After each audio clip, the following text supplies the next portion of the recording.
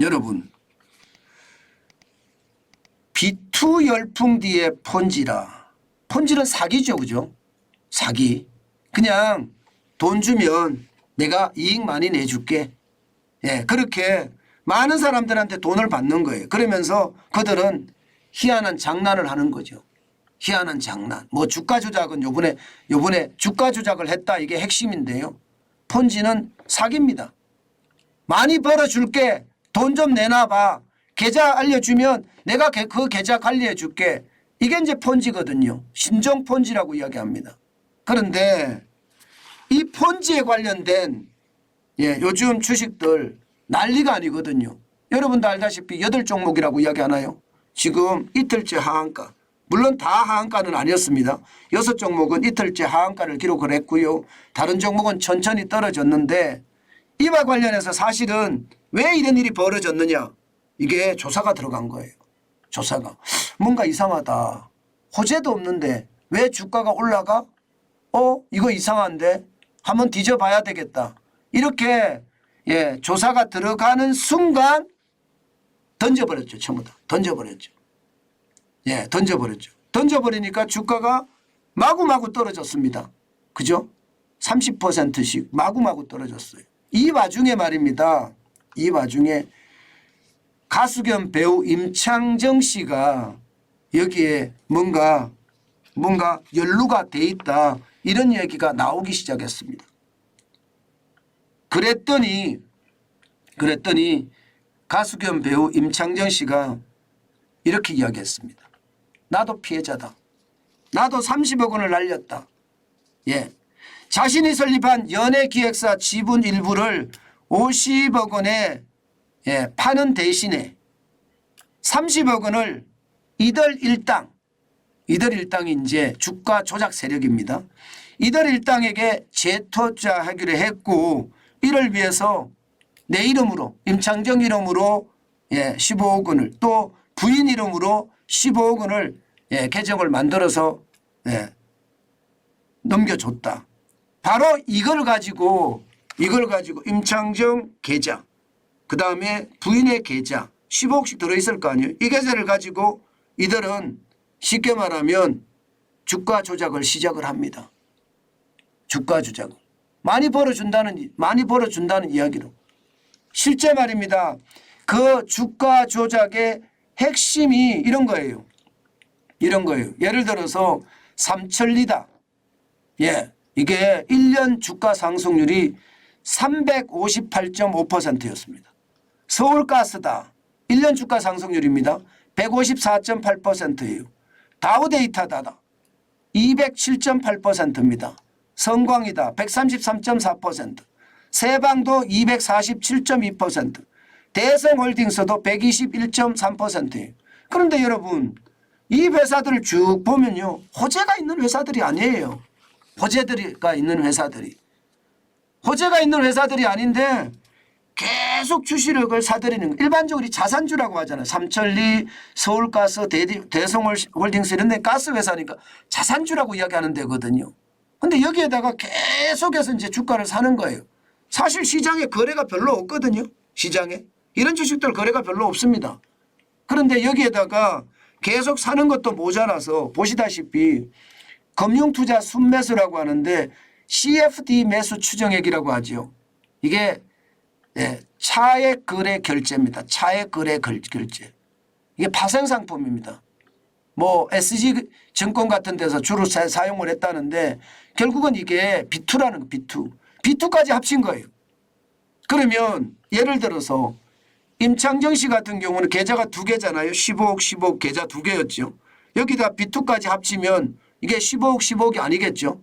뭐 15억이 20억이 되는 것도 될 수도 있고 그죠. 30억이 될 수도 있겠죠. 실제로도 임창정 씨도 이렇게 이야기합니다. 이게 어느 날 갑자기 30억 원이 주식을 샀는데 84억 원을 산 거였다. 84억 원을 샀다는 거예요. 30억 원은 15억 들어가 있었는데 이게 84억이 됐다는 거예요. 그럼 그들이 쉽게 말하면 B2 신용거래 융자를 이용한 거죠. 그래서 이런 주식에다 계속 투자를 했겠죠. 그러면서 주가를 계속 올려가는 겁니다. 계속 올라가는 거예요. 이 와중에 말입니다. 이 와중에 주가는 어떻게 됐을까요? 주가는 진짜 많이 올라가게 된 거죠. 그러면서 자기들은 거기에 차익을 먹는 거예요. 차익을. 지금 말입니다.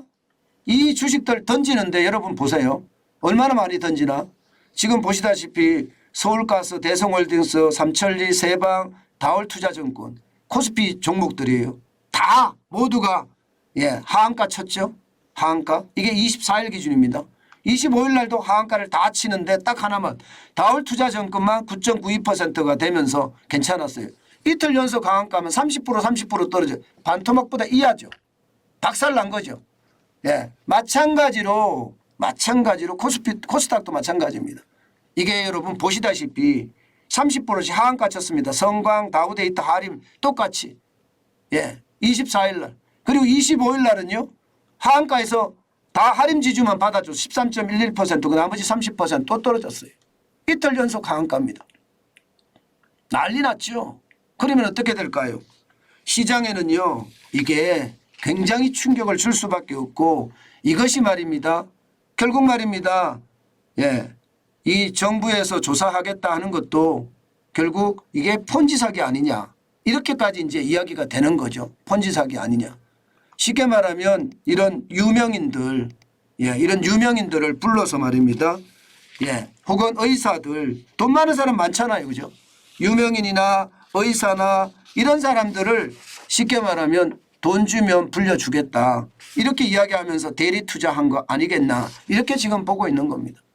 근데 문제는 여러분, 저도 매일경제TV에서 이런 일을 해보면서 이 계좌 터주면 돈 주겠다는 사람, 돈 많이 넣어주겠다는 사람들 저도 많이 봤거든요. 이거 말입니다. 이거 본인이 그 사실을, 거래 사실을 인지하고 있었다. 이러면 이거 불법입니다. 거래 사실을 알고 있었다. 지금 임창정 씨는 몰랐다 이거예요. 몰랐다. 30억 원에 샀는데 84억 원을 산 것이었다는 거 몰랐다. 이렇게 이야기하거든요. 그런데 문제는 이 작전 세력이 운영하는 방송 채널에 임창정 씨가 출연까지 했다는니다. 게다가 그 남는 돈으로 해외 골프장을 인수를 했는데 여기도 함께 투자를 했다고 해요.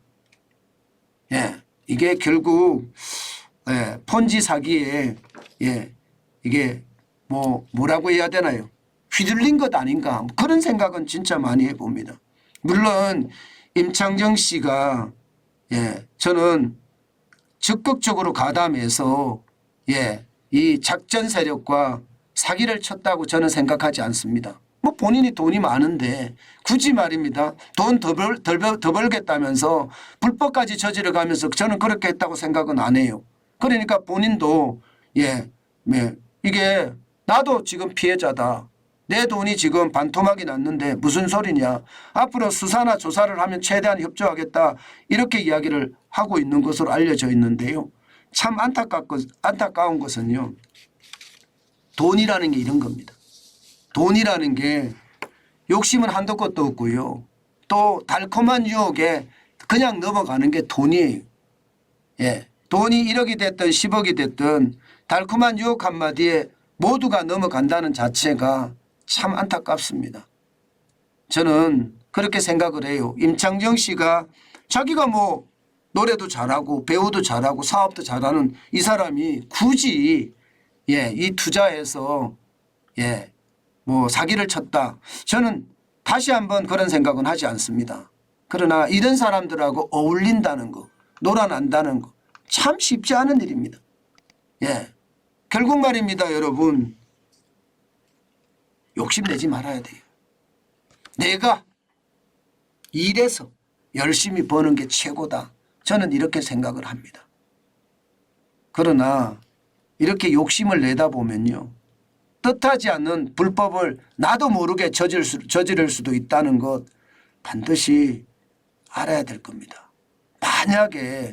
만약에 임창정 씨가 이 불법에 만약에 가담했다면 본인도 모르게 아마 이게 불법이 됐는 것도 있을 거라고 저는 생각을 하거든요. 그러나 이게 남의 계좌를 넘겨줬다는 것 이것은 아마 쉽지 않을 겁니다. 본인도 어떤 식이든 아마 도덕적 책임 뭐 불법이 있었다면 당연히 형사적 민사적 책임을 져야 되겠지만 예, 불법이 없었고 본인은 몰랐다고 진짜 주장하는 대로 본인이 피해자라면 예, 이게 도의적 책임도 아마 있지 않을까. 도의적 책임은 있을 수밖에 없을 거예요. 공인이잖아요. 연예인은 어쨌든. 예, 본인이 방송에도 출연을 하고 예, 그 방송에도 예, 그리고 뭐 본인 그들이 투자한 예, 골프장에도 투자하고 이랬다는 걸 보면 아마 그런 문제가 저는 발생되지 않을까. 참 안타깝다 생각합니다. 여러분 비투 말입니다. 너무 벼락부자 꿈꾸지 마세요. 좀 길게 보고 부자로 가려고 생각하세요. 지금처럼 비투가 이렇게 어마어마하잖아요. 4월 24일 현재 20조 4,319억 원인데 이거 아니겠습니까? 너무 욕심이 가해서 시장 전체에 어떤 위험도 줄 뿐만 아니라 본인 스스로의 위험도 자초할 수밖에 없는 것. 이거 아닐까 저는 싶습니다. 제발 일해서 돈 버는 문화, 겉면 성실이 돈이 되는 문화를 다시 한번 우리는 만들어 갔으면 좋겠어요. 벼락부자 이제 꿈 버리고요. 예, 열심히 일해서 내가 노력해서 부자가 된다는 생각 그 어느 때보다 필요하지 않겠나 그런 생각을 다시 한번 해봅니다.